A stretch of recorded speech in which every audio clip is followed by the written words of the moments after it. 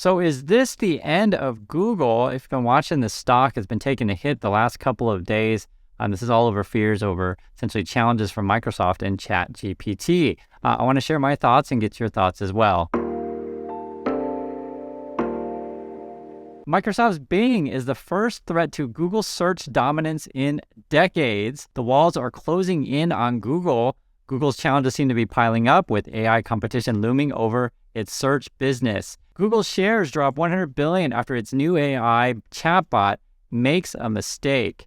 So who could replace Google? We've talked about Microsoft already. In fact, it's funny, as of recording this, I tried to ask ChatGPT who would be competition to, say, Google search engine. However, at this moment, as of recording, ChatGPT is down. There are just too many people who want to use the dang thing.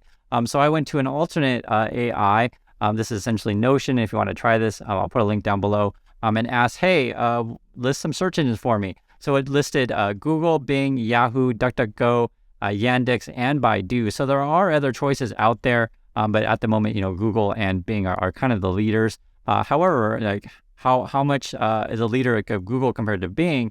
This is according to Stats Counter. So worldwide market share in search engine, this is saying Google's around like 92%, Bing at 3%. Then you got Yahoo, Yandex, Baidu, and DuckDuckGo falling up the rear. So Google really has a large percentage of this.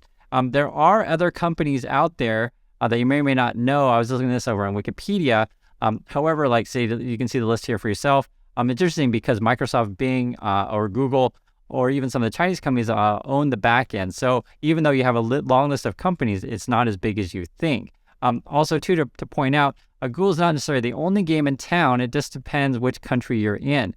I can tell you guys, for example, we're in Korea, and Koreans love to use Naver. It's a very, very popular engine. Now, I have no comment on other countries. I just don't know. Like, for example, on this list is also on Wikipedia, they're saying, like, say, in the Arab world, there's a thing called Maktub, or if you take a look at Israel, there's a thing called Walla, or Germany, there's Fireball. I just don't have any comment on that. So I'd love to hear you guys' thoughts, for those of you watching internationally, if there is another search engine that is more popular than Google.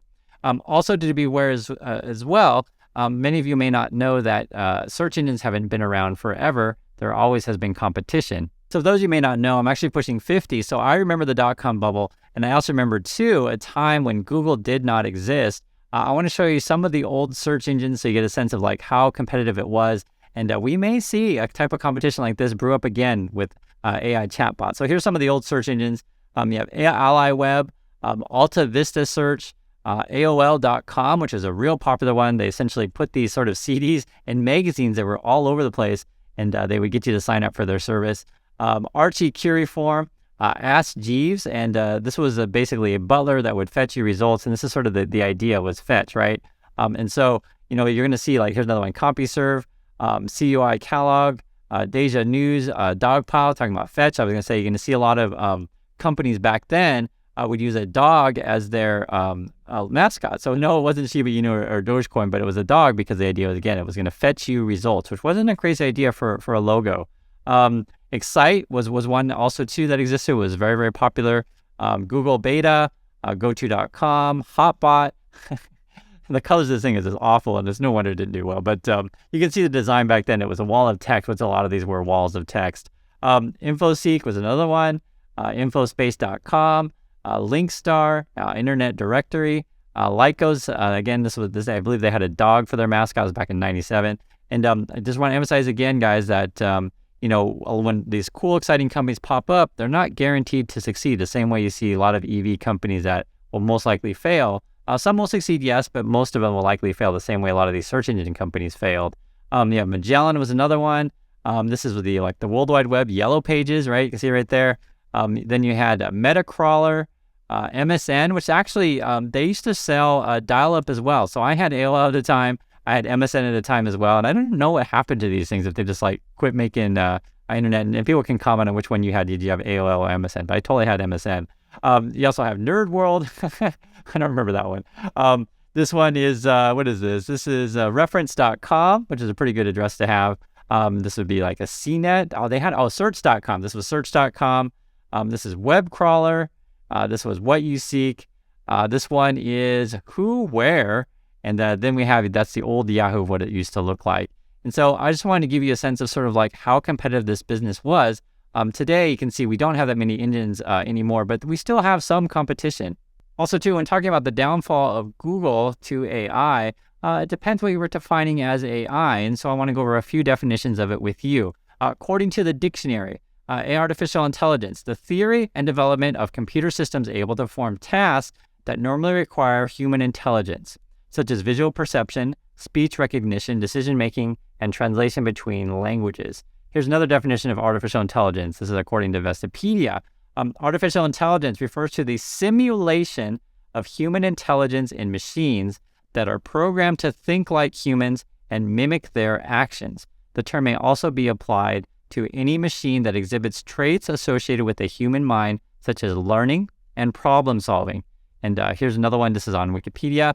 Artificial intelligence is intelligence perceiving, synthesizing, and inferring information demonstrated by machines as opposed to intelligence displayed by non-human animals and humans. Examples, tasks in which is done speech recognition, computer vision, translation between natural languages, as well as mappings of inputs. And so, talking about what the definition of artificial intelligence matters quite a bit, because I think what's going on with ChatGPT, under my understanding of it, is essentially you ask it a question and it's sort of like sifting through tons and tons of information on the web and then, basically summarizing what it found. Now, this is different than thinking, which is, it depends how you define thinking, right? And essentially, this is sort of why I want you to think about for yourself is like, how do we define AI? And again, I just gave you some definitions of that. Now, these kind of questions, though, obviously are complicated, and we've addressed this in sci-fi quite a bit. I just want to give you guys a list of a few movies if you haven't seen these already. 2001: A Space Odyssey is always a fun one to take a look at. That's with Hal. You could take a look at the movie Blade Runner, the original one, if you haven't seen that one. You got to know Terminator, I'm sure you know.